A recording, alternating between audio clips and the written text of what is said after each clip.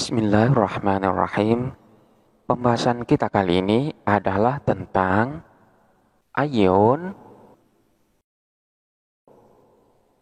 al-istifhamiyah. Ayun al-istifhamiyah ini termasuk dari beberapa macam atau beberapa jenis dari ayun yang kita bahas pada pembahasan terdahulu. Bahwa menurut ulama nahu, sebagaimana pada pembahasan terdahulu, bahwa lafadz ayun yang termasuk daripada isim mubham, isim yang mengandung makna yang samar dan belum jelas, ini digunakan sebagai istifham, yaitu digunakan untuk pertanyaan, menanyakan tentang sesuatu. Sebagaimana yang terdapat di dalam ayat Al-Quran, fa ayya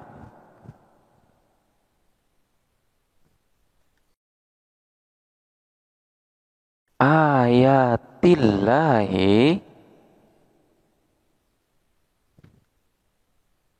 tungkiruna. Fa ayya ayatillahi tungkiruna. Maka kepada ayat-ayat Allah yang manakah tungkiruna ingkar siapa kalian? Maka ayat-ayat Allah yang manakah yang kamu ingkari?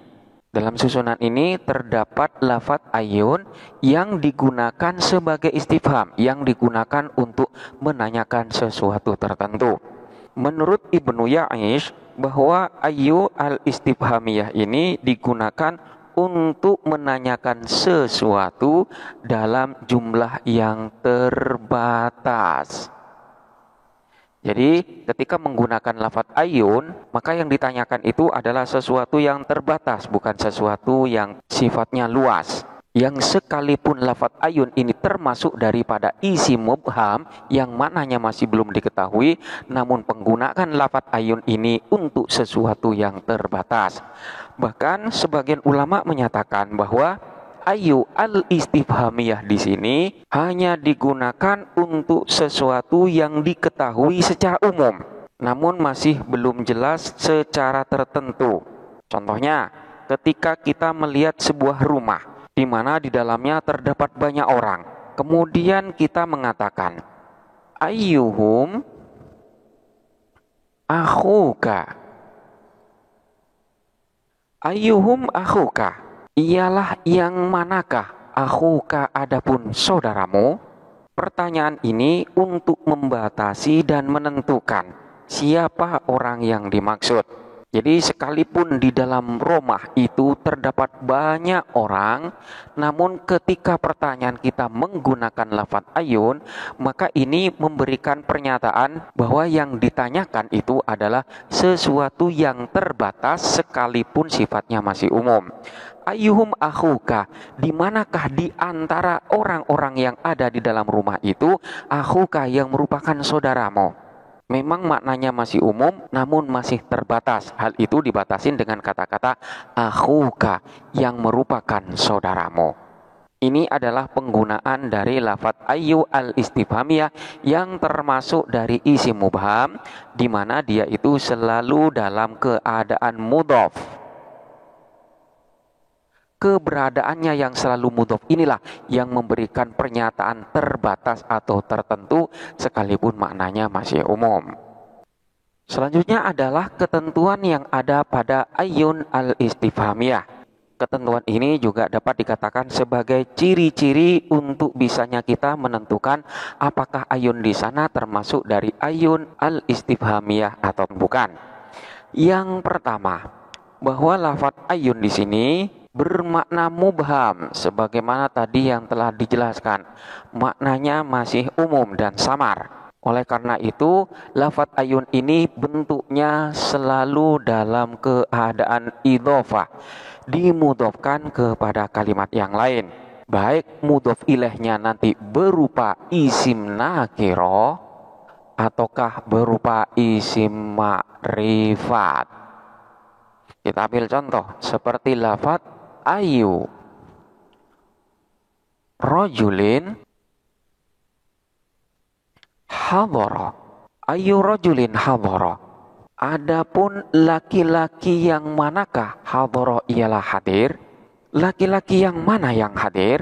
Di sini lafadz ayun dimudhofkan kepada isim nakirah.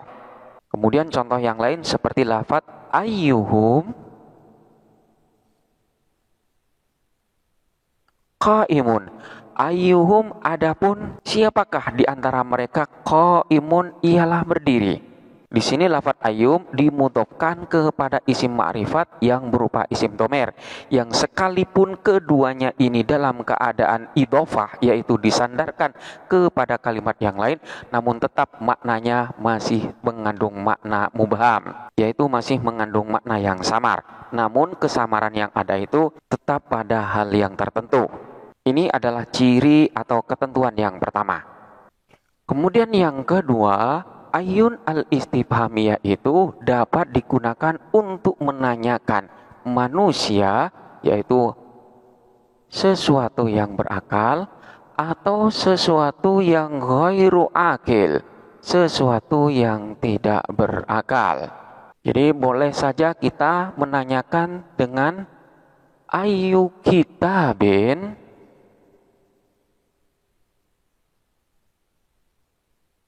qara'ta, ayu kitabin, adapun kitab yang manakah? Qara'ta ialah telah membaca siapa kamu. Di sini lafadz ayu boleh dibaca ayu, boleh juga dibaca dengan ayah.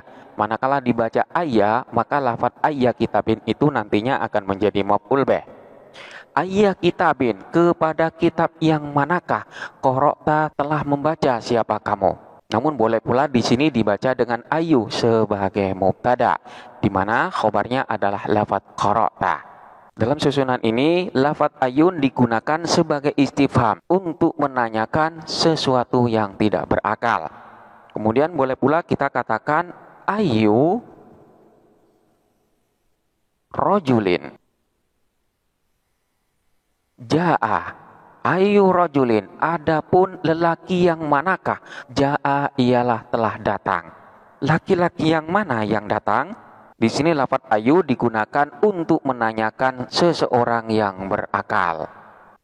Kemudian yang ketiga, lafadz ayu ini dapat digunakan untuk menanyakan tentang sesuatu yang tertentu, atau digunakan untuk memilih di antara dua atau beberapa hal. Contohnya boleh kita mengatakan ayyut tariqi asluk, ayu tariqin, adapun jalan yang manakah? Asluku ialah akan menempuh siapa aku. Jalan manakah yang akan kulalui? Di sini lafadz ayyu tariqin adalah suatu pertanyaan untuk menanyakan tentang sesuatu yang tertentu. Manakala di sini terdapat dua pilihan atau beberapa pilihan, di manakah di antara pilihan-pilihan yang ada itu yang nantinya akan terpilih? Jalan manakah di antara beberapa jalan yang ada yang nantinya akan aku lalui? Selanjutnya adalah macam-macam dari ayun al-istifhamiyah, di mana para ulama membagi ayun al-istifhamiyah ini ke dalam beberapa macam. Yang pertama adalah ayun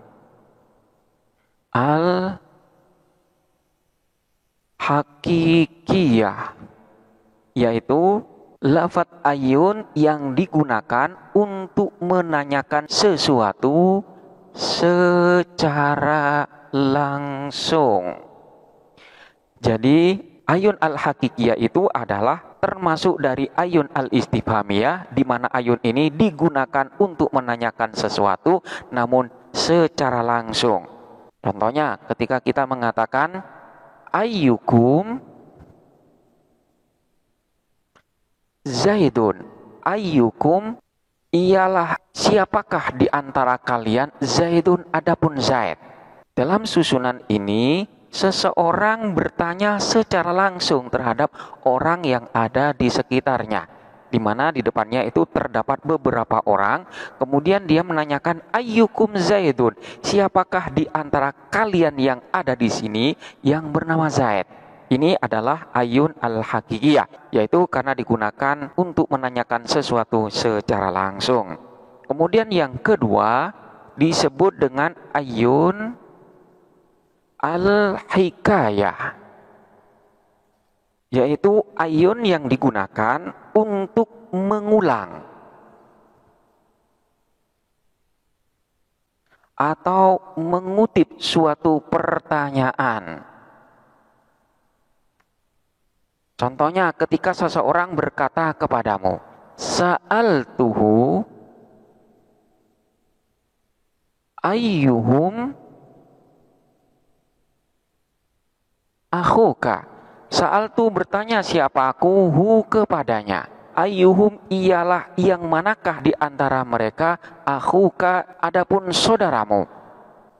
Aku bertanya kepadanya, siapakah di antara mereka yang saudaramu? Dalam susunan ini, ayun digunakan untuk mengulang suatu perkataan atau mengutip suatu pernyataan, di mana pernyataan itu adalah merupakan suatu pertanyaan yang ditanyakan tidak langsung kepada objeknya, melainkan mengulang pertanyaan yang sebenarnya pertanyaan itu telah ditanyakan sebelumnya kepada orang lain. Aku bertanya kepadanya, artinya dia itu menceritakan terhadap apa yang telah dia katakan kepada orang lain. Apa pertanyaan itu? Ayyuhum akhuka, siapakah di antara mereka yang merupakan saudaramu? Jadi ini adalah pertanyaan yang tidak langsung. Manakala pertanyaan secara langsung, ini disebut dengan ayun al-hakikiyah. Manakala pertanyaan itu hanya sekedar cerita atau mengulang suatu pernyataan, maka ini disebut dengan ayun al-hikayah. Contoh mudahnya, di sini terdapat Zaid, selanjutnya terdapat Bakar. Kemudian Zaid ini bertanya kepada Bakar, ayyukum Zaidun. Maka ini adalah merupakan pertanyaan secara langsung. Namun ketika di sini Zaid berkata kepada Khalid, wahai Khalid, saya tadi telah bertanya kepada Bakar, di manakah saudaramu? Pertanyaan ini bukan ditujukan kepada Khalid, namun dia itu mengulang perkataan di mana perkataan itu ditujukan kepada Bakar. Jadi perkataan Zaid terhadap Khalid yang berupa pertanyaan itu bukanlah merupakan pertanyaan secara langsung, namun itu hanya sekedar menceritakan apa yang telah dia katakan kepada Bakar. Maka ini dikatakan dengan pertanyaan tidak secara langsung, karena pertanyaan itu ditujukan kepada Bakar, bukan ditujukan kepada Khalid. Jadi kalau secara langsung kepada Bakar, ini disebut dengan ayun al-hakikiyah. Namun jikalau pertanyaan itu hanya sekedar mengulang apa yang telah dia katakan sebelumnya, ini disebut dengan ayun al-hikayah. Kemudian macam yang ketiga, dari ayun al-istifhamiyah ini disebut dengan ayun al-kamaliyah. Kamal sendiri maknanya adalah sempurna. Jadi yang dimaksud dengan ayun al-kamaliyah itu adalah ayun yang digunakan untuk menanyakan sesuatu yang paling sempurna di antara sesuatu yang ada. Jadi manakah yang memiliki sifat yang paling sempurna? Ini menggunakan ayun al-istifhamiyah yang disebut dengan ayun al-kamaliyah. Contohnya, ketika kita bertanya, ayyuhum a'lamu. Ayyuhum adapun siapakah di antara mereka, a'lamu ialah yang paling alim. Siapakah di antara mereka orang yang paling berilmu?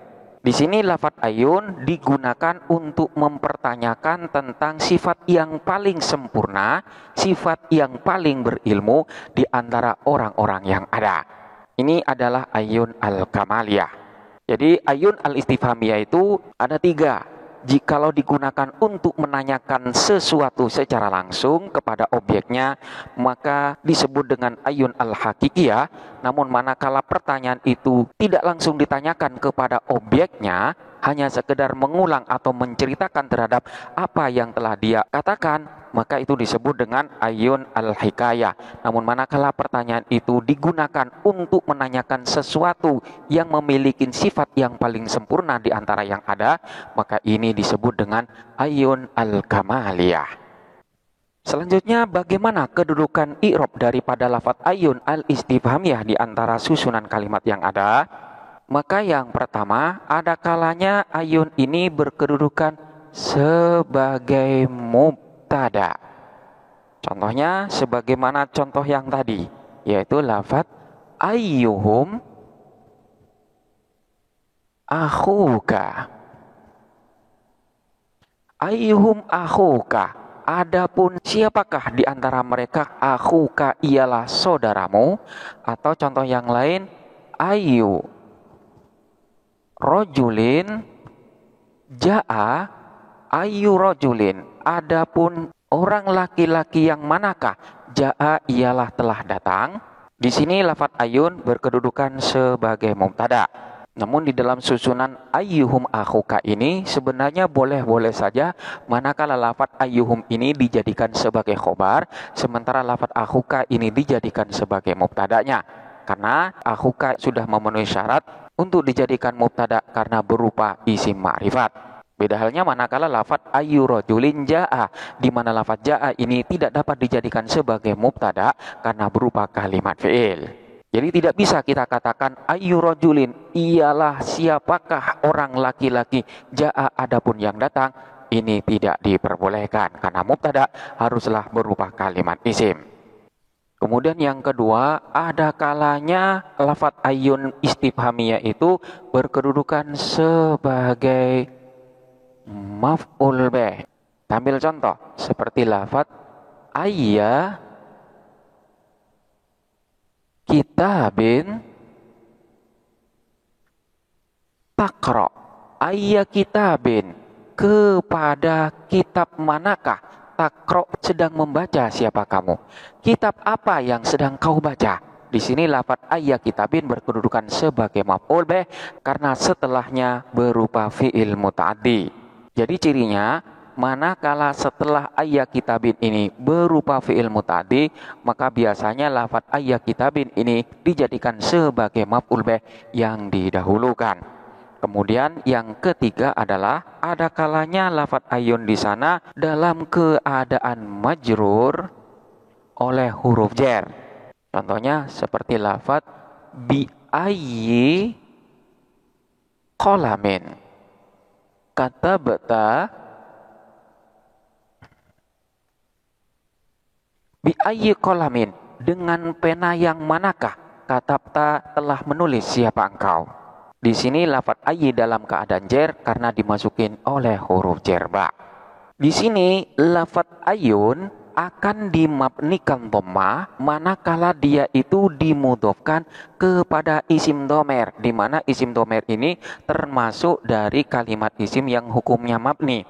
Namun manakala lafaz ayun di sana dimudhofkan kepada isim dhohir bukan isim dhomer, maka hukum daripada ayun itu adalah mu'rab. Sehingga ketika menjadi mubtada, maka nantinya lafaz ayun itu akan dibaca rofa dan tanda rofanya sebagaimana isim mufrad, yaitu dengan dhammah. Ketika dalam keadaan nasab, dia pun dinasobkan dengan menggunakan fathah, dan ketika dalam keadaan jar, dia dijarkan dengan menggunakan kasroh. Namun sekali lagi, manakala lafaz ayun itu mudhofnya kepada isim dhomer, maka dia dihukumin mabni dan tanda kemabniannya adalah dengan dhammah. Lalu pertanyaannya adalah, kenapa lafaz ayun al-istifhamiyah itu dapat dijadikan sebagai mubtada? Di dalam contoh, ayyu rojulin ja'a. Adapun orang laki-laki yang manakah ja'a ialah datang. Padahal lafaz ayun di sini dimudhofkan kepada isim nakirah. Bukankah mubtada harus berupa isim ma'rifat? Maka jawabannya adalah pada dasarnya mubtada itu memang harus berupa isim ma'rifat. Ini adalah kaidah dasar. Namun di sana terdapat kaidah yang lain di mana menyatakan bahwa mubtada boleh berupa isim nakiro manakala di sana terdapat musawwigot. Terdapat beberapa hal yang membolehkan dan salah satunya adalah apabila mubtada'nya tersebut berupa isim istifham yang diantaranya adalah berupa ayun. Jadi karena ayun di sana termasuk dari isim-isim istifham, ini manakala ayun memiliki makna istifham, maka di sana ayun boleh dijadikan sebagai mubtada. Sebagaimana ketika kita mengatakan man fiddari. Man adapun siapakah fiddari ialah yang ada di dalam rumah. Di sini man adalah juga termasuk dari isim istifham dan dia boleh menjadi mubtada sebagaimana ayun al-istifhamiyah juga boleh dijadikan sebagai mubtada. Jadi salah satu hal yang membolehkan mubtada berupa isim nakiroh manakala dia termasuk dari isim istifham. Apakah itu berupa man istifhamiyah, ma istifhamiyah ataupun berupa ayun al-istifhamiyah. Selanjutnya secara makna menurut Imam Az-Zamakhsyari menegaskan bahwa ayun di dalam istifham ini selalu digunakan untuk meminta ta'yin atau untuk meminta penentuan terhadap sesuatu yang ditanyakan. Seperti ketika kita mengatakan ayya kitabin taqra, kitab yang manakah yang sedang engkau baca? Ini menanyakan kepada seseorang untuk menentukan kitab manakah di antara kitab-kitab yang ada itu yang sedang ia baca. Beda halnya dengan isim istifham yang lainnya. Seperti man, istifham yang terkandung di dalamnya bukan untuk ta'yin, bukan untuk menentukan seseorang tertentu. Hanya sekedar mengandung pertanyaan saja. Man fiddari, siapakah orang yang ada di dalam rumah? Pertanyaan ini mengandung sifat yang umum.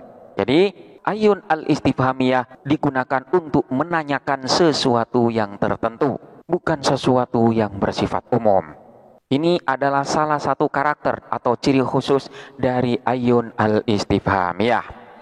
Inilah gambaran dan penjelasan tentang ayun al-istifhamiyah. Selanjutnya silahkan dipelajari dengan seksama dan sampai jumpa pada pembahasan berikutnya.